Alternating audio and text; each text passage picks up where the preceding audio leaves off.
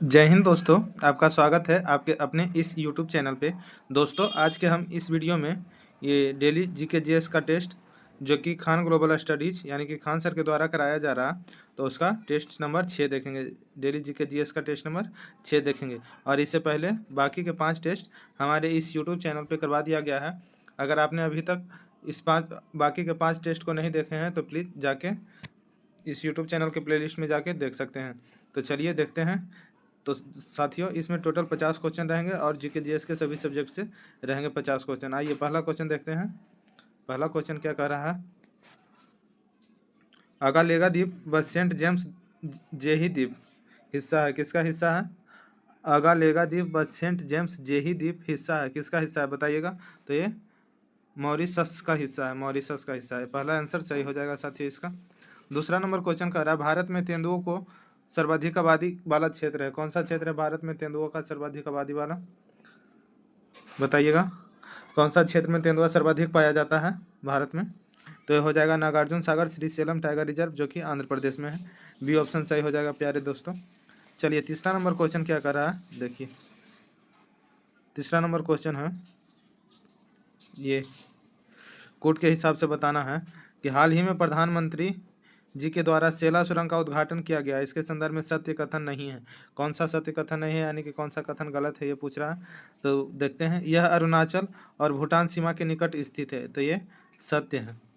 यह अरुणाचल और भूटान सीमा के निकट स्थित है, ये सत्य है। पूछ रहा है कथन सत्य नहीं, यानी कि गलत कथन है, कौन सा है बताना है। तो चलिए दूसरा क्या कर रहा है, असम के गुवाहाटी और अरुणाचल के तवांग के मध्य कनेक्टिविटी प्रदान करती है, ये भी सत्य है। और तीसरा क्वेश्चन है, इसका निर्माण NHAI के द्वारा किया गया है, जो कि NH13 से लिंक होता है, तो ये गलत है, ये गलत है। और इसका उद्घाटन 9 मार्च 2024 को किया गया है, जिसका निर्माण कार्य 2017 में शुरू हुआ था, ये भी गलत है। तो चलिए इसका कौन सा सही निकल जाएगा आंसर?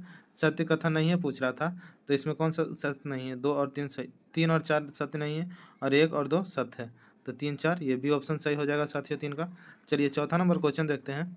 चौथा नंबर भी इसी प्रकार के है कि शाहपुर कांडी डैम प्रोजेक्ट के संदर्भ में सत्य कथन कौन सा है? शाहपुर कांडी डैम प्रोजेक्ट है, उसके संदर्भ में सत्य कथन कौन सा है, ये बताना है। तो चलिए पहला क्या कर रहा है, रावी नदी पर पंजाब के पठानकोट जिले में स्थित है। ये जो डैम है, जो रावी नदी पर पंजाब के पठानकोट जिले में स्थित है, तो हाँ ये स्थित खोजिए है, सत्य कथन है, सही पूछ रहा है, तो हाँ ये सही है, स्थित है।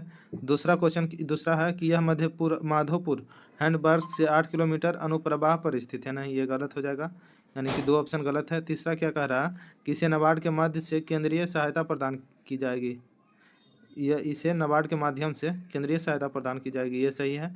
और इसके तहत 206 मेगावाट विद्युत उत्पादन होगा, ये भी सही है। इसके तहत बांध की ऊंचाई 155 मीटर होगी, नहीं ये गलत हो जाएगा। तो कौन कौन सही है? 3 और 4 मधेपुरा।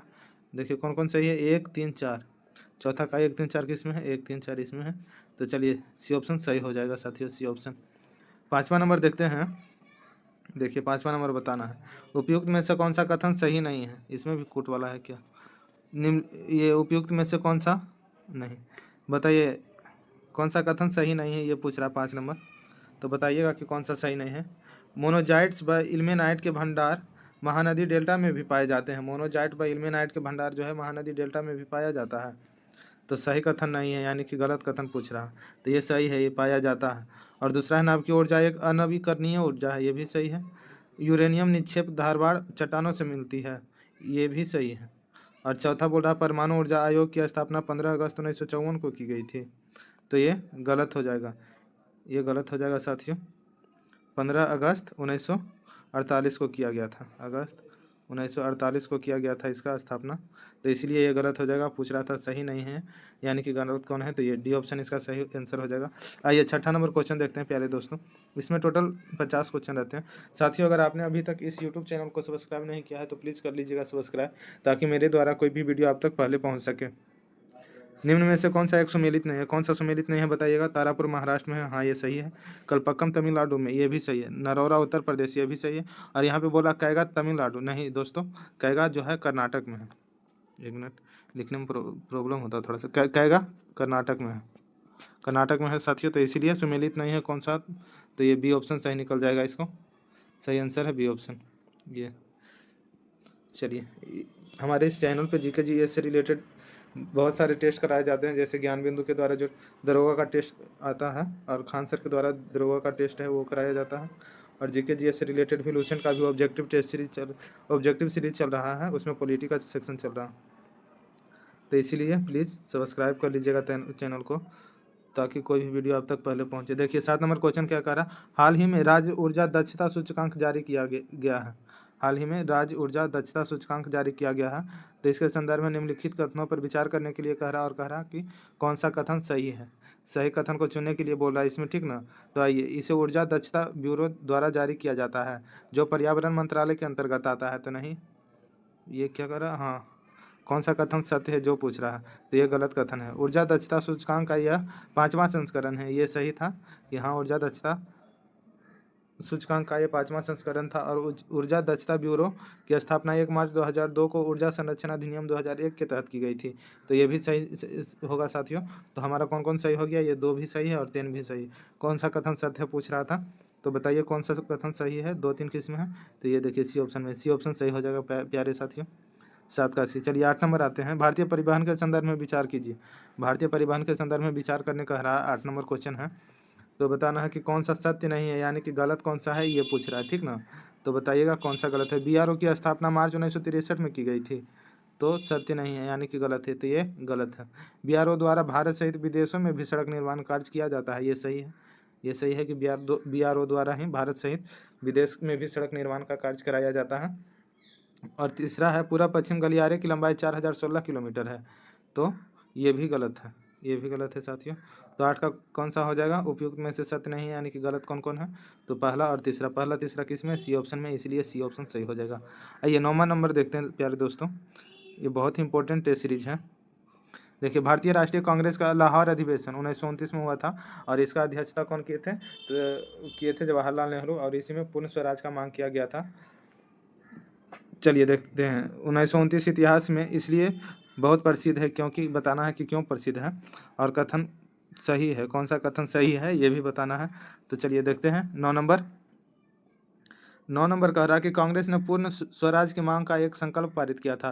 तो हाँ, सही बात है कि 1929 का लाहौर अधिवेशन में ही इसकी अध्यक्षता किए थे जब पंडित जवाहरलाल नेहरू, और इसने पूर्ण स्वराज की मांग का संकल्प पारित किया था, तो ये पहला सही हो जाएगा। दूसरा क्या है, इस अधिवेशन में उग्रवादियों और उदारवादियों के बीच झगड़े को सुलझा लिया गया था, नहीं, ये गलत हो जाएगा।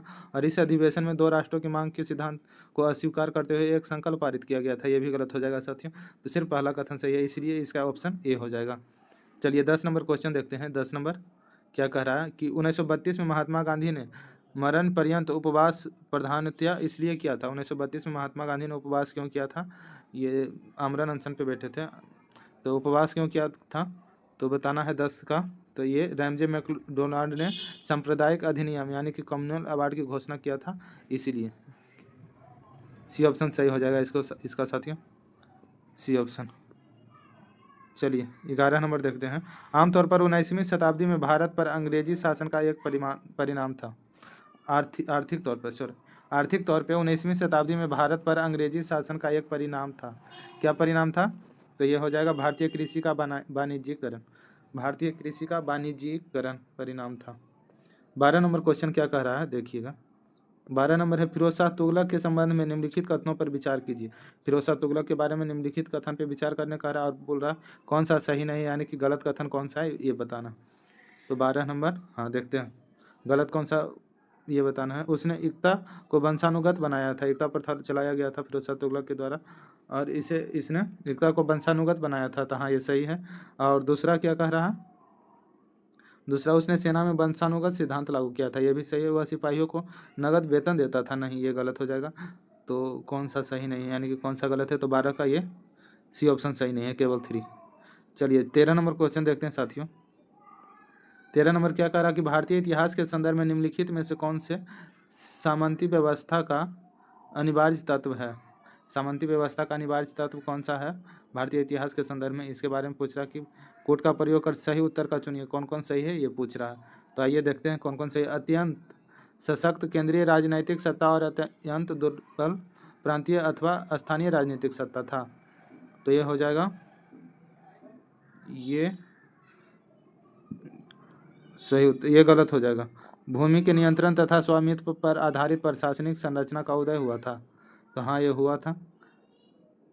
और क्या है, सामंत तथा उसके अधिपति के बीच स्वामी दास संबंध का बनना, ये भी सही हो जाएगा। तो पूछ रहा है सही उत्तर चुनिए, कौन कौन सही है। 2 और 3 सही है, ये गलत है, इसलिए बी ऑप्शन सही हो जाएगा। चलिए 14 नंबर देखते हैं साथियों। 14 नंबर क्या है दोस्तों, मौर्य काल की वास्तुकला के संदर्भ में निम्नलिखित कथनों में कौन सा असत्य है। मौर्य काल के वास्तुकला के संदर्भ में कौन सा कथन असत्य है, यानी कि गलत कौन सा कथन है, ये बताना है। तो देखते हैं, बड़े पैमाने पर पत्थर की इमारत बनाने का कार्य आरंभ हुआ था मौर्य काल में। मौर्य काल के बारे में बोल रहा है, तो बड़े पैमाने पर पत्थर की इमारत बनाने का कार्य प्रारंभ हुआ था, तो ये सही है। और दूसरा है, पत्थर के स्तंभ राजस्थान में तैयार किए जाते थे, तो नहीं, ये स्तंभ राजस्थान में तैयार नहीं किए जाते थे। तीसरा है, मौर्य शिल्पियों ने बौद्ध भिक्षुओं के निवास के लिए चट्टानों को काटकर एक गुफा बनाई थी, हाँ तो ये बनाया गया है, अभी भी बराबर जानते होंगे, बिहार में है, वहाँ पे ये देखने को मिलता है। इस काल में पांडु रंग वाले बलुआ पत्थर के एक ही टुकड़े से बना स्तंभ उन्नत तकनीकी ज्ञान का उदाहरण है, ये भी सही है, यानी कि A, C, D सही है। पूछ रहा था कथन में कौन सा असत्य है, गलत कौन है, तो गलत हो गया कौन सा, गलत ये बी ऑप्शन वाला गलत था। चलिए बी ऑप्शन इसका निकल जाएगा सही। आइए 15 नंबर बताइए कि कौन सा एक सही है, सही कथन कौन सा है, तो सिर्फ सही है वही देखेंगे। सही कथन पूछ रहा, तो सही इसका है, ये देखिए, अधिकार राज्य के विरुद्ध नागरिकों के दावे हैं, अधिकार राज्य के विरुद्ध नागरिकों के दावे हैं, ये सही है, बाकी सब गलत है। अगला 16 नंबर क्या कर रहा, भारतीय संविधान के अनुच्छेद 19 स्वतंत्रता का अधिकार देता है, आर्टिकल 19 में है स्वतंत्रता का अधिकार। इसके अंतर्गत दिए गए अधिकारों के संदर्भ में निम्नलिखित कथनों पर विचार कीजिए, निम्नलिखित कथनों पर विचार कीजिए स्वतंत्रता के अधिकार जो दिया गया है उसके बारे में। तो आइए क्या करा, इसका करा, ये अधिकार केवल राज्य की कार्रवाई के विरुद्ध उपलब्ध है, तो हाँ ये सही है, ये अधिकार केवल राज्य के कार्रवाई के विरुद्ध है। ये अधिकार भारत के नागरिकों के साथ साथ विदेशियों को भी प्राप्त है, नहीं, स्वतंत्रता का अधिकार विदेशियों को प्राप्त नहीं है, इसलिए इसका ऑप्शन कौन सा हो जाएगा। पूछ रहा था कौन सा सही है, तो ये पहला सही है, केवल 1, ये आंसर सही हो जाएगा। आइए 17 नंबर देखते हैं, महान्यायवादी। दोस्तों ऐसे पूरा क्वेश्चन आ जाता है स्क्रीन पे, देखिए, भारत के महान्यायवादी जिसे अटॉर्नी जनरल भी कहा जाता है, तो पहले ये जानते हैं कि अटॉर्नी जनरल महान्यायवादी का चर्चा किस में है, तो आर्टिकल 76 में, 76 में है अटॉर्नी जनरल का चर्चा। इसके संदर्भ में निम्नलिखित कथनों पर विचार करने के लिए बोल रहा है, तो पहला कह रहा है कि भारतीय संविधान के प्रावधानों के अनुसार जब कोई मंत्रिपरिषद अपना इस्तीफा दे या बदला जाए तो उसे भी इस्तीफा देना होता है, बताइएगा। पूछ रहा है कि कौन सा कथन सही नहीं है, इसमें सही नहीं है, तो ये गलत हो जाएगा, नहीं, उसे इस्तीफा नहीं देना होता, सही नहीं है, यानी कि गलत है, तो गलत कौन कौन हो जाएगा। भारतीय संविधान के प्रावधान के अनुसार जब कोई मंत्रिपरिषद अपना इस्तीफा दे या बदल जाए तो उसे भी अपना इस्तीफा देना होता है। अगर कोई मंत्री इस्तीफा देता है तो पूरा मंत्री समूह को इस्तीफा देना होता है, नहीं, ये गलत है, पहला गलत हो जाएगा। उसे संसद की संयुक्त बैठक की वो महान्यायवादी के संदर्भ में ये बोला, उसे संसद की संयुक्त बैठक की कार्यवाही में भाग लेने और बोलने का अधिकार होता है, तो ये सही है कि महान्यायवादी को संसद की कार्यवाही में भाग लेने का अधिकार होता है और बोलने का भी अधिकार होता है, लेकिन ये वोट नहीं कर सकता है, और उसका पारिश्रमिक सर्वोच्च न्यायालय के न्यायाधीश के बराबर होता है, तो ये तीसरा भी गलत है, सिर्फ दूसरा सही है। पूछ रहा है कि निम्नलिखित में से कौन सा सही नहीं है, यानी कि कौन सा गलत है, तो पहला तीसरा, देखिए पहला तीसरा कौन में है, तो ये देखिए बी ऑप्शन में है, पहला तीसरा बी ऑप्शन इसका सही हो जाएगा। 18 नंबर क्वेश्चन क्या कर रहा है साथियों, 18 नंबर बताना है, निम्नलिखित में से किसने पहली बार भारत के लिए संविधान सभा के सिद्धांत को स्वीकार किया था। पहली बार किसने भारत में संविधान सभा के सिद्धांत को स्वीकार किया था, 18 का बताइएगा, तो ये अगस्त प्रस्ताव के द्वारा पहली बार संविधान सभा के सिद्धांत को स्वीकार किया गया था, बी ऑप्शन सही हो जाएगा। 19 में बोल रहा, देखिए 19 नंबर कह रहा, 19 कथन और कारण है, भारत एक लोकतांत्रिक देश है, तो हाँ ये सही है, भारत एक लोकतांत्रिक देश है, भारत का अपना एक संविधान है, ये भी सही है, भारत का अपना एक संविधान है और लिखित संविधान है, सबसे बड़ा लिखित संविधान भारत का ही है, तो इसका कौन सा आंसर हो जाएगा, ए तथा आर दोनों सही है, लेकिन आर ए का सही व्याख्या नहीं करता, ये लोकतांत्रिक अलग है, मतलब ये अपना अलग कुछ कह रहा है, कारण अलग है, तो इसलिए व्याख्या नहीं करता, लेकिन दोनों कथन सही है। 20 का कह रहा है, 20 नंबर क्वेश्चन है कि शुक्र ग्रह के गाढ़े सफ़ेद और पीलापन लिए हुए रंग के बादल इनमें से किस अम्ल से बनते हैं। शुक्र ग्रह के गाढ़े सफ़ेद और पीलापन लिए हुए रंग के बादल किस अम्ल से बने हैं बताइएगा। तो ये हो जाएगा सल्फ्यूरिक अम्ल, सल्फ्यूरिक अम्ल, सी आंसर सही हो जाएगा। 21 नंबर क्वेश्चन है, आधुनिक आवर्त सारणी में फास्फोरस को रखा गया है। आधुनिक आवर्त सारणी में फास्फोरस को रखा गया है तो ये 15वें समूह और तीसरे आवर्त में रखा गया है। 21 का ये ऑप्शन सही हो जाएगा साथियों कि आधुनिक आवर्त सारणी में फास्फोरस को 15वें समूह और तीसरे आवर्त में रखा गया। 22 नंबर क्या कह रहा है, 22 नंबर है, चालक के टर्मिनलों के बीच विभवांतर बनाए रखने में मददगार है।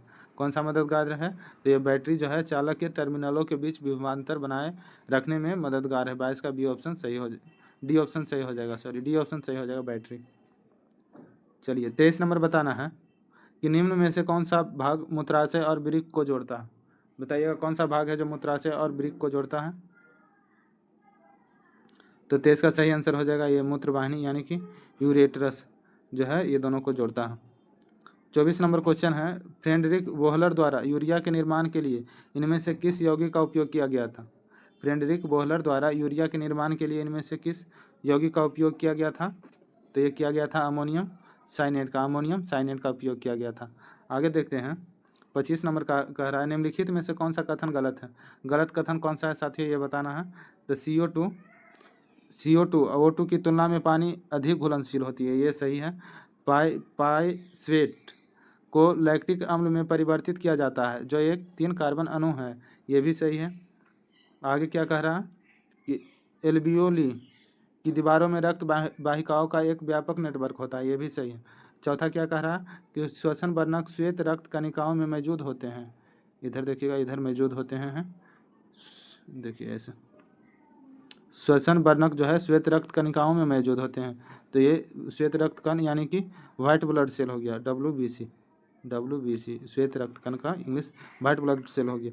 तो श्वसन वर्णक है जो श्वेत रक्त कणिकाओं में मौजूद होते हैं, तो यही गलत है, ये रेड ब्लड सेल में होता है, रेड ब्लड सेल RBC में होता है, यानी कि लाल रक्त कणिकाओं में मौजूद होता है श्वसन वर्णक। इसका पूछ रहा था गलत कथन कौन है, तो ये डी गलत था, डी ऑप्शन सही हो जाएगा। चलिए, स्वपोषी अपने भोजन का संग्रहण किसके रूप में करता है। स्वपोषी जो है अपने भोजन का संग्रहण किसके रूप में करता है, तो ये स्टार्च के रूप में करता है। 15 का ये आंसर सही होगा। 26 का ये आंसर हो जाएगा कि स्वपोषी अपने भोजन का संग्रहण स्टार्च के रूप में करता है। 27 नंबर क्वेश्चन क्या कह रहा है, 27 नंबर है, वनीला का उपयोग सुगंध संकेतक के रूप में किया जाता है। किसका उपयोग किया जाता है, तो ये वनीला का उपयोग सुगंध संकेतक के रूप में किया जाता है। 28 नंबर क्वेश्चन है, सांद्र नाइट्रिक अम्ल और सांद्र हाइड्रोक्लोरिक अम्ल का अनुपात में मिश्रण एक्वारेजिया कहलाता है। किस अनुपात में मिश्रण एक्वारेजिया कहलाता है बताइएगा। तो ये हो जाएगा सांद्र नाइट्रिक अम्ल का 1 और हाइड्रोक्लोरिक अम्ल का 3, ये बी ऑप्शन सही हो जाएगा।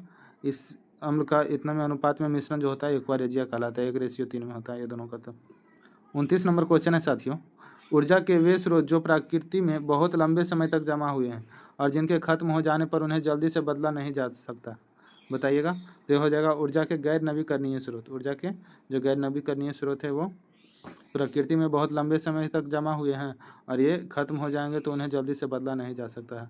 ऊर्जा के गैर नवीकरणीय स्रोत, डी ऑप्शन सही हो जाएगा। चलिए 30 नंबर देखते हैं प्यारे दोस्तों, पाचन के दौरान पित्त की भूमिका होती है। कैसी होती है पाचन के दौरान पित्त की भूमिका, तो ये वसा का पायसीकरण। आइए 31 नंबर देखते हैं साथियों। 31 नंबर क्या कह रहा है, ये देखिए, ऑटोमोबाइल एयरबैग में निम्नलिखित में से किस रसायन का उपयोग किया जाता है। ऑटोमोबाइल एयरबैग में किस रसायन का उपयोग किया जाता है, तो ये सोडियम एजाइड का उपयोग किया जाता है, सोडियम एजाइड का ऑटोमोबाइल एयरबैग में। 32 नंबर है, ब्यूटेन और पेंटेन के समावयवियों की कुल संख्या क्रमशः है। कितनी है, ब्यूटेन और पेंटेन के समावयवियों यानी कि आइसोमर्स के कुल संख्या क्रमशः है होती है, कितना होती है, तो 32 का ये 2 और 3 होती है, 2 और 3 होती है।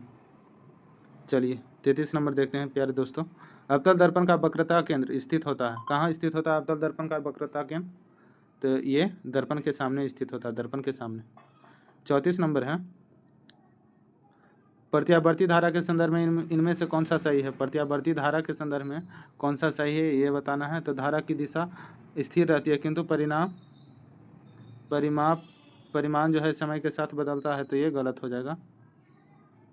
आगे क्या है, धारा की दिशा परिवर्तित होती है, परिणाम स्थिर रहता है, ये गलत हो जाएगा। आगे क्या है, सी ऑप्शन क्या कह रहा है, तो ये धारा की दिशा तथा धारा का परिमाण समय के साथ परिवर्तित नहीं होता, ये भी गलत है। धारा की दिशा तथा परिमाण जो है समय के साथ परिवर्तित होता है, ये सही है। डी ऑप्शन सही है, पूछ रहा था, देख लीजिए यहाँ पे 34 का कौन सा सही है, प्रत्यावर्ती धारा के संबंध में पूछ रहा था, तो ये डी ऑप्शन सही हो जाएगा कि धारा की दिशा का परिमाण जो है समय के साथ परिवर्तित होता है, डी ऑप्शन सही हो जाएगा। देखते हैं 35 नंबर क्या कर रहा है, किस वर्ष वित्तीय क्षेत्र मूल्यांकन समिति यानी कि committee on financial sector assignments CFSA की स्थापना भारत सरकार और रिजर्व बैंक के द्वारा की गई थी, किस वर्ष, तो बताइएगा। तो ये हो जाएगा 2006 में, 2006 में। चलिए आगे क्या कर रहा है 36 नंबर, वित्तीय क्षेत्र आकलन पर समिति के अध्यक्ष निम्नलिखित में से कौन थे। वित्तीय क्षेत्र आकलन पर समिति के अध्यक्ष कौन थे, तो हो जाएंगे राकेश मोहन, बी ऑप्शन सही होगा। 37 नंबर है, भारत में वित्तीय समावेशन की अवधारणा पहली बार किस 5 साल की योजना में शामिल की गई थी। भारत में जो वित्तीय समावेशन की अवधारणा है वो पहली बार किस 5 वर्षीय योजना में शामिल की गई थी, तो 37 का हो जाएगा, किस 5 साल की योजना में शामिल की गई थी, तो ये 11वीं में, डी ऑप्शन सही होगा, 37 का डी। 38 नंबर क्या कर रहा है, निम्नलिखित में से कौन सा सालाना ग्लोबल जेंडर गैप रिपोर्ट जो है तैयार करता है, किसके द्वारा रिलीज किया जाता है, तैयार और रिलीज मतलब किसके द्वारा किया जाता है ग्लोबल जेंडर गैप रिपोर्ट जो है, तो ये तैयार और रिलीज वर्ल्ड इकोनॉमिक फोरम के द्वारा किया जाता है, बी ऑप्शन सही होगा, world economic forum. 39 number question कर रहा है, राज्य सहकारी कृषि और ग्रामीण विकास बैंक का मुख्य कार्य क्या है। राज्य सहकारी कृषि और ग्रामीण विकास बैंक का मुख्य कार्य क्या है साथियों, तो यह है भूमि विकास, सी ऑप्शन सही हो जाएगा।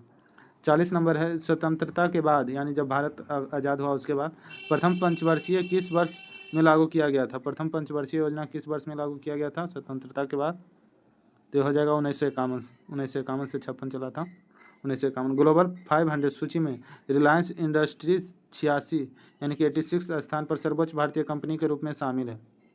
इस सूची में प्रथम स्थान पर कौन है, बताइएगा। ये देखिए ग्लोबल 500 की सूची में रिलायंस जो है रिलायंस इंडस्ट्रीज ये 86वां स्थान पर है, तो पहला स्थान पर कौन है, ये वालमार्ट है, पहला स्थान पर वालमार्ट है।